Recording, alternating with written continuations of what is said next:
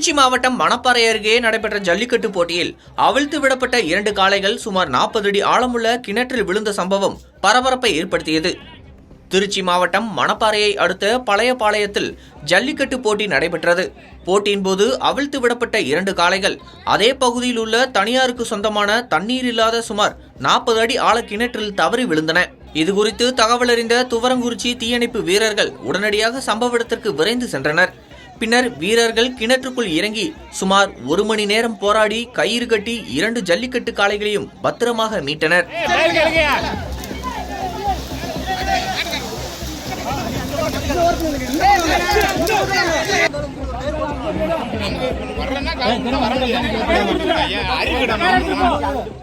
மீட்கப்பட்ட காளைகள் பின்னர் அவற்றின் உரிமையாளர்களிடம் ஒப்படைக்கப்பட்டன.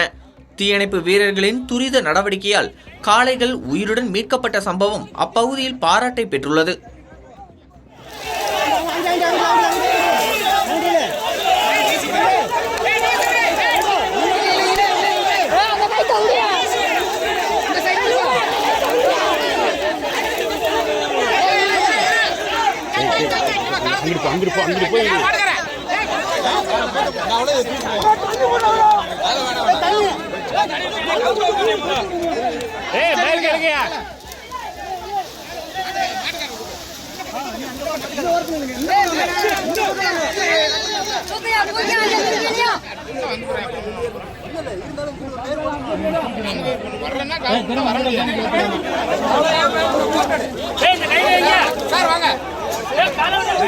முன்னாடி